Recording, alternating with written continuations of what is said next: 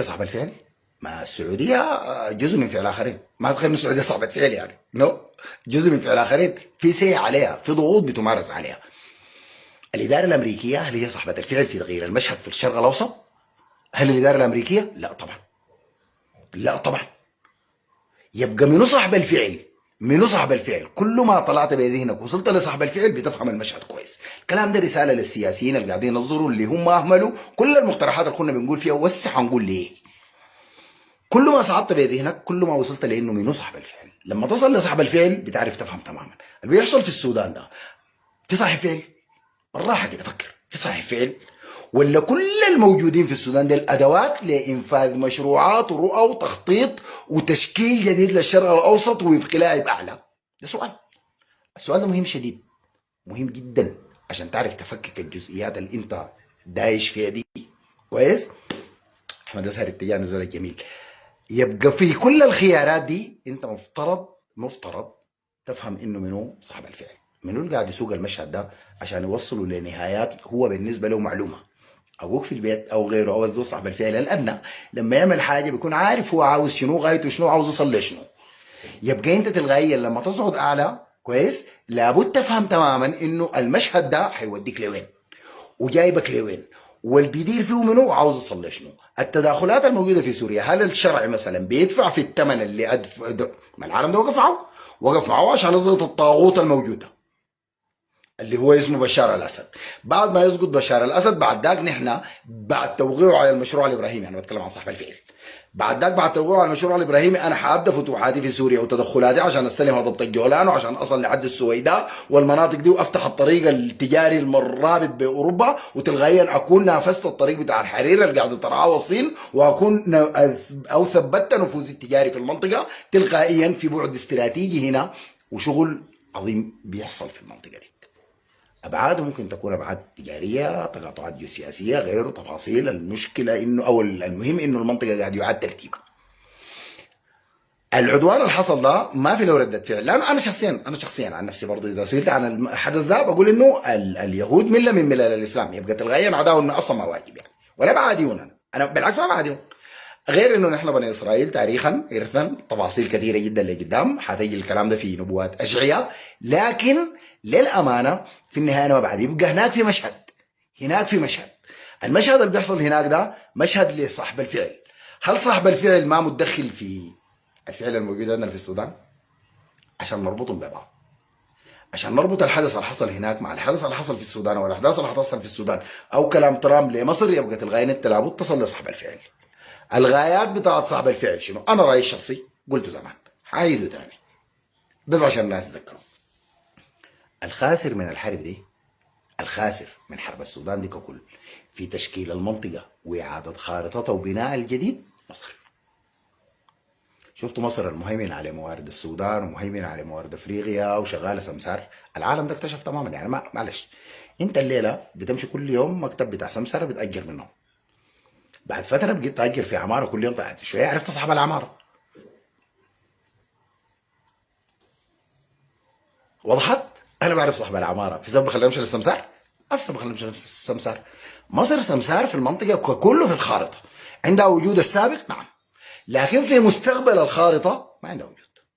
في مستقبل الخارطه ما عندها وجود، لكن عشان يكون ما عندها وجود لابد انها تضغط، ولابد انها تخش في حروب بتاعت استنزاف، ولابد انها تخش في مشاكل. واول بدايات تصديرها للمشاكل شاركهم زي اللي كنت بتكلم عنه امبارح، انه مصر دخلت في قطاع ثلاثي، ان عندها ثلاثه قضايا مرتبطه بصانع الفعل وصاحب الفعل. ثلاثه، الثلاثه ديل واحد فيهم تيران وصنافير، واحد فيهم غزه والناس منها وايجاد مساحه لهم في رفح، وملف السودان. اذا عاوزه ملف السودان وبقى هم ملف السودان الاهم لمصر، وملف غزه وتهران وصنافير هم الاهم لامريكا واسرائيل، الاهم لاسرائيل تماما من الاخر. الاهم لاسرائيل، انا ما اتكلم عن العلوم مره ثانيه في الارض، لكن الاهم لاسرائيل انه غزه تنتهي من القضيه دي، وقلت انه نتنياهو والتفاصيل بتاعت العقوبات والمحكمه الدوليه محتاج انه يوجد انتصار لنفسه عشان يوجد نفسه في الخارطه الدوليه من جديد. يبقى تلغائيا ملف غزه اهم له حاليا في اللحظه دي من ملف السودان. الغايه الحقيقيه للمشهد ده كله مصر حتخسر، لكن خلال المشهد ده انت محتاج انك تلعب عليه حاجه واحده، مصر معناها محتاجه تتنازل عن حاجتين. وامبارح برضه في بعض الشباب جوني في الخاص خشوا لي قالوا لي يا اخي لا مصر دي عندهم الارض وغيره وما بيقدروا يتنازلوا والدوله وحتقيف والمواطنين. قلت ما في كلام زي ده، ما في كلام زي ده، لانه الكلام ده طوالي بيجي يتقاطع. شوفوا انا عندي قناعه كده بالكتب السماويه دي قاعد اراجعها، يعني نبوءه اشعياء 19 اكتبوا بعدين في جوجل اشعياء 19 او نبوءه اشعياء لمصر، حتصلوا لحد سد النهضة والجفاف بتاع مصر بناء على السد اللي هو بيقوموا به الاثيوبيين بالتعاون مع ثالث اللي هو اسرائيل. الكلام ده قديم شديد بالمناسبة، تاريخ قديم. يعني نبوة اشعياء دي تاريخ، المصريين ذاتهم بخافوا انه يتكلموا عنها لما يقولوا نبوة اشعياء بكده، يعني الواحد بيقوم بيحمر لك طوالي، لانه عارف انه الحاجات دي مثلا هم خاصة ناس ملتزمين منهم عارفين تماما انه المسائل دي بدات تحصل كاشارات وعلامات، ولا ربما نفس اعتقادنا الجازم بتاع محمود محمد طه انهم سيقتلعون وفق الامر الالهي الحاصل، نفس نبواتنا. شفتوا قناعات سيقتلعون دي الناس عندهم قناعات باشعياء ونبوات 19 او في 19 يعني. المهم عشان نرجع للمشهد ده نفككوا، نحن لاننا اصحاب الارض، نحن اللي عندنا السيف الارض، البشر هم اللي عندهم السيف الارض، ما في تدخلات. الكلام ده انا قلته في لايف قبل كده.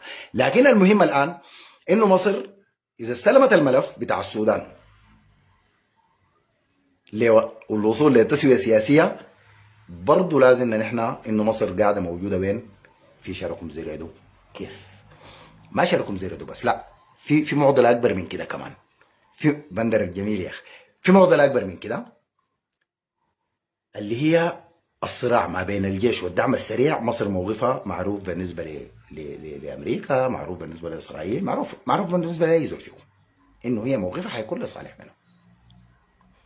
مصر اول حاجه عملتها، اول حاجه بعد ما سلموها الملف بتاع التسويه، اشترطت حاجه واحده. شوف عشان تعرف لعب الفاعلين، اشترطت طوالي قالت انه الدعم السريع لابد يخرج من المنطقه بتاعه شنو؟ الحدود بتاعه المثلث. متذكرين كلام اللي كنت بقوله بتاع اجتماع السيسي حفتر البرهان؟ متذكرين الكلام ده؟ ما اظن عدى له 5 يوم يعني، ما اظن صح؟ وتكلمنا قلنا الغايات هنا وين؟ الحوض النوبي العظيم.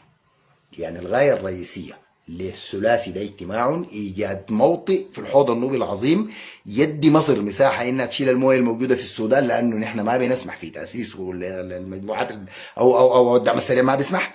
المويه دي هنا حتشكل لها البديل الرئيسي عشان تقاوم موضوع الارض في غزه وفي غيره، بديلا لانه السد ذاته لو قفلوا منهم على حسب كلام ترامب انه استلموا ملف التسويه السياسيه بديل لصد النهضه، وحنفرج لكم عن المويه وحنفك لكم ازمتكم المائيه وما حنخلقكم. ما معناه انه مصر حتقوم تشتغل بادواتها هي، لا، حتشتغل بادوات العالم. تمام؟ العالم. يبقى تلغائيا نحن عندنا هنا مشهد مهم جدا. عشان كده انا لما كنت بتكلم عن الحوض النوبي العظيم ما كنت بتكلم من فراغ، كنت بتكلم عن قيام مفوضيه عشان تخلق طوالي شراكات ذكيه مع العالم اللي بيكورك بينبح الان نص سكان الكره الارضيه، بينبح نص سكان الكره الارضيه.